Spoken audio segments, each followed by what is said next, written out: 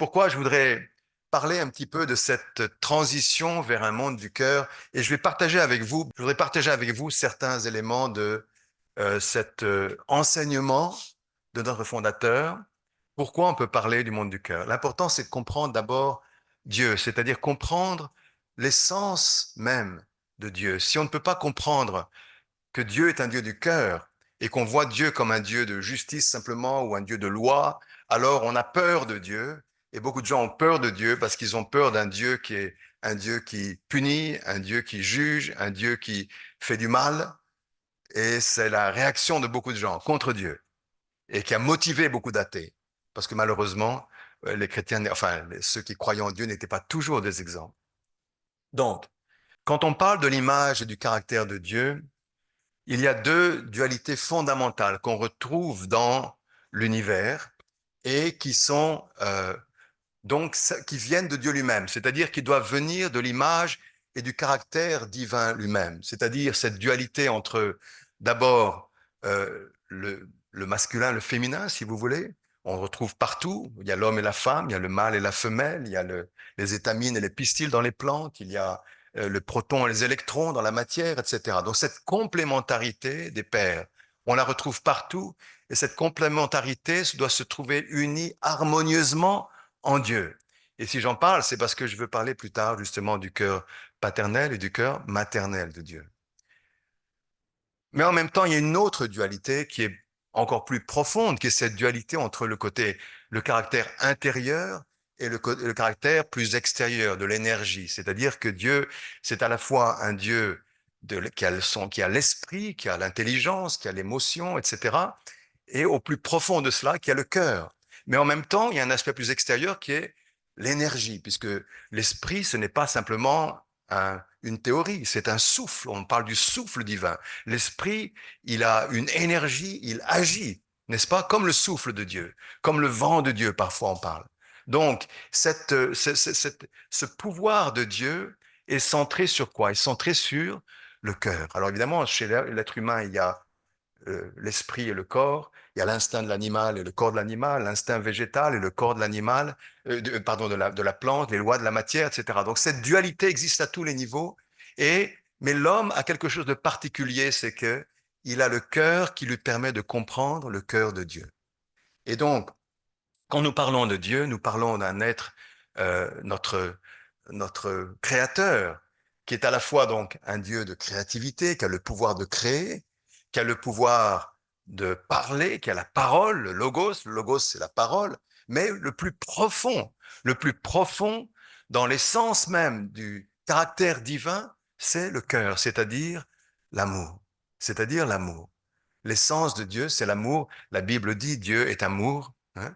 Même le Coran le dit. Allah est miséricordieux. Chaque sourate du Coran commence par ces paroles. Dieu est le plus miséricordieux. C'est-à-dire que Dieu est un Dieu de cœur. Dieu est un Dieu de cœur. En même temps, Dieu est un Dieu qui a créé l'homme, homme et femme. C'est-à-dire que l'image de Dieu, ce n'est pas simplement l'homme. Ce n'est pas simplement la femme. C'est l'homme et la femme ensemble. Ça, c'est l'image de Dieu, homme et femme. Et Allah aussi a créé par pair, les musulmans le disent. Voilà, vous pourriez prendre beaucoup d'exemples dans les textes sacrés du monde. Vous retrouvez toujours ces deux aspects-là. Alors, parlons du cœur. Qu'est-ce que nous entendons par le cœur? Nous parlons du cœur selon notre propre expérience, que nous savons que le cœur est au centre même de la personnalité humaine et il nous vient de cette relation avec Dieu. Le cœur, c'est cet élan qui nous pousse à chercher la joie en aimant et en étant aimé. On cherche à être heureux en aimant les autres et en étant aimé par les autres. C'est ça essentiellement le cœur que nous avons depuis l'enfance et nous cherchons à le développer. C'est le cœur qui vit pour l'autre plus que pour nous-mêmes. Et qu'est-ce qui nous guide à vivre pour l'autre plus que pour nous-mêmes? C'est notre conscience qui est comme une boussole qui nous pousse à faire quelque chose qui peut justement nous dépasser nous-mêmes, qui nous fait comprendre qu'on a été un peu égoïste, qu'il faudrait plutôt changer de direction et qu'il nous faut plutôt prendre conscience de l'autre et faire quelque chose pour le but de l'ensemble. Donc, le cœur et la conscience travaillent ensemble et la conscience est enracinée dans le cœur.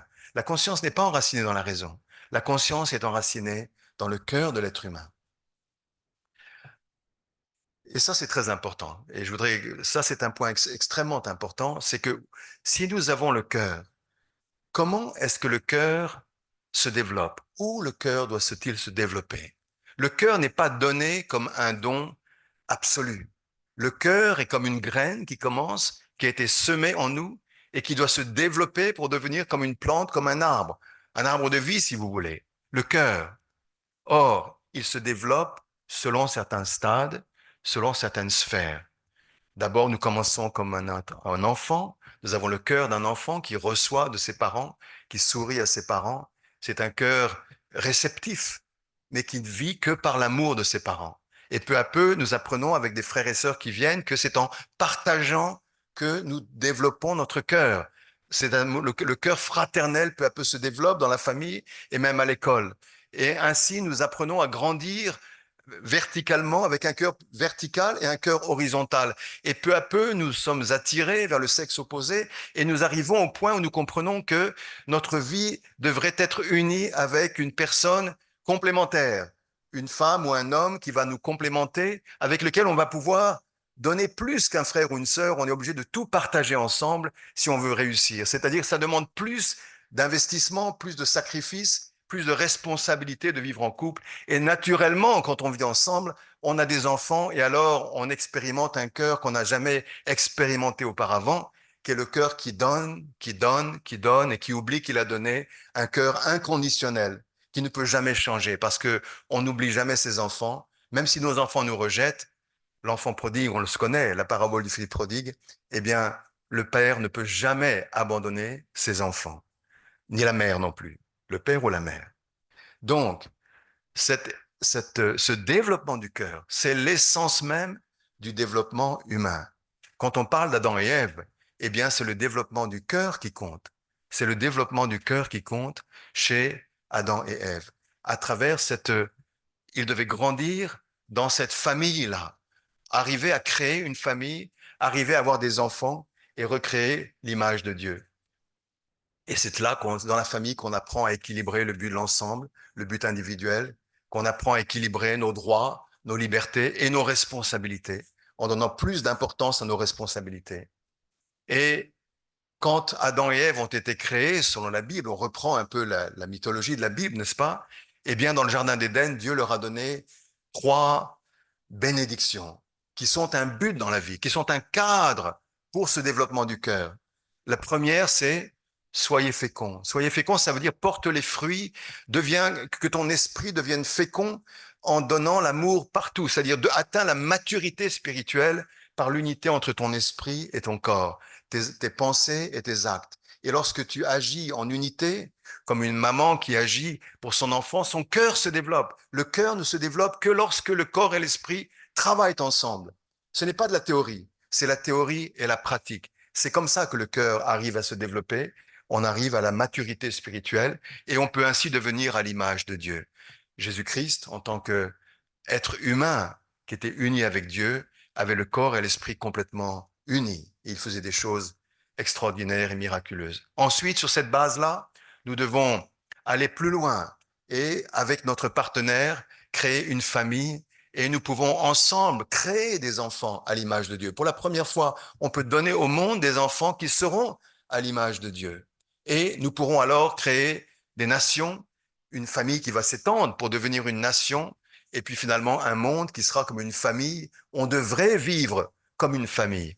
En fait, cet idéal est au sein de chacun de nous. Tout le monde voudrait vivre comme une famille mondiale. Malheureusement, ce n'est pas la réalité, mais c'est notre idéal. Et après cela, nous avons aussi une troisième bénédiction. Donc la première, c'était soyez féconds. La deuxième, multipliez et emplissez la terre. Et la troisième, c'est soumettez la terre, c'est-à-dire régner sur la création, gérer l'univers, c'est-à-dire gérer l'univers avec le cœur de maturité que vous avez, gérer la création pour qu'elle soit heureuse et pour qu'elle puisse se développer et non pas être polluée, etc. Donc, tous tous les éléments qui sont autour de nos activités politiques aujourd'hui. On peut les retrouver ici. L'éducation intellectuelle, le problème de la famille, de la société, vivre ensemble, comme on dit, et en même temps l'écologie, tout est là. Mais tout devrait être centré sur le cœur. Et pourquoi tout cela n'a pas marché? Eh bien, parce que il y a une histoire dans la Bible qui le révèle de façon assez frappante. On en a parlé tout à l'heure un petit peu. Eh bien, c'est l'histoire de, dans ce jardin d'Éden, après que Dieu ait donné à Adam et Ève ces trois grandes bénédictions, il leur a dit, attention, ne mangez pas du fruit, on en a parlé tout à l'heure. Alors, je ne vais pas donner cette explication parce que cette explication nous prendrait beaucoup trop de temps. Certains d'entre vous l'ont peut-être déjà entendu, mais cette explication nous montre que malheureusement, il y a eu une interférence dans la croissance d'Adam et Ève. À un moment donné, ils ont perdu la relation avec Dieu et ils ont perdu la relation entre eux. Ils ont commencé à se disputer. Ils ont perdu la relation avec la création et ils ont perdu le jardin d'Éden. En fait, ils ont été chassés, mais en réalité, c'est une façon de dire, ils ont perdu leur idéal originel. Ils n'ont pas pu. Et quelle fut la conséquence? La conséquence fut que leurs enfants, deux de leurs enfants, qui étaient des frères, se sont entretués. Se sont entretués. Caïn a tué Abel. Le premier meurtre qui est un peu l'archétype des conflits dans le monde, eh bien, ce premier meurtre, il est venu sur la base du problème des parents. C'est un point très important parce que quand on parle de la fraternité humaine, on a toujours beaucoup de problèmes avec la fraternité. On a eu une conférence le 8 juin ensemble. On parlait de la fraternité et on est tous pour la liberté, l'égalité, mais la fraternité, c'est très compliqué pour nous. Aujourd'hui, regardez ce qui se passe en France. Est-ce qu'on est tous des frères et sœurs? La démocratie, est-ce que ça marche bien ou pas? Aujourd'hui, c'est la lutte finale, n'est-ce pas? C'est la lutte internationale. Voilà. Et pourquoi il n'y a pas de fraternité? En grande partie parce qu'il n'y a pas de parents. Et je voudrais bien, on va arriver à une explication plus profonde à ce sujet, mais donc il faut analyser cette situation humaine pour ce qu'elle est. Et je voudrais dire donc, en fait, cette explication, je vais simplement en dire deux mots. Oui, il y a un aspect de désobéissance et manque de foi. Ils n'ont pas ils n'ont pas suivi le commandement. Dieu leur a dit, ne mangez pas de ce fruit. Ils en ont mangé. Ils ont désobéi à Dieu. Mais il y a plus que la désobéissance. Parce que la désobéissance ne conduit pas à la destruction du monde. La désobéissance peut être rachetée par l'obéissance. Il y a quelque chose de plus profond qui a été détruit. Eh bien, c'est le cœur qui a été touché. À travers quoi? À travers l'amour. C'est l'amour qui a été touché. Et cet amour-là, eh bien, c'est un amour qui est lié à la sexualité, parce que le fruit, en partie, et c'est un fruit qui permet à l'arbre de se reproduire, ce fruit, il y est lié à l'amour, en réalité, à l'amour, à la sexualité de l'homme et de la femme, qui prématurément, n'était pas centré sur Dieu. Alors que la sexualité est la chose la plus importante, et c'est pourquoi j'ai fait et je vais terminer avec cette diapositive. La sexualité est extrêmement importante parce que chez l'homme, elle est différente de l'animal. Chez l'animal, la sexualité, c'est instinctif. C'est pour se reproduire. Les animaux ont besoin de se reproduire, se multiplier pour faire vivre les autres, pour que la nature vive. Ils ont besoin de se multiplier. C'est instinctif. Pour l'homme, c'est en partie instinctif, en partie, ça vient du cœur. En partie, la sexualité joue un rôle extrêmement important dans le développement des quatre sphères du cœur.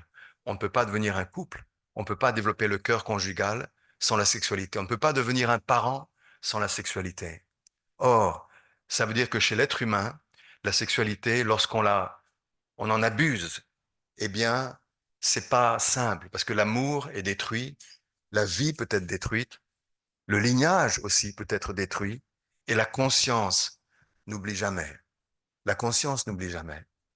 C'est dire que la sexualité est liée au cœur de l'être humain. Donc quand on parle attendez, je vais aller en arrière, quand on parle de la chute de l'homme, quand on parle de la chute de l'homme, on parle d'un problème qui est lié à la relation entre l'homme et la femme, c'est-à-dire cet idéal de la famille n'a pas pu se réaliser. Pourquoi? Et on retrouve aujourd'hui beaucoup de problèmes entre les hommes et les femmes d'ailleurs, tout le monde le sait. Donc voilà, je vais m'arrêter là.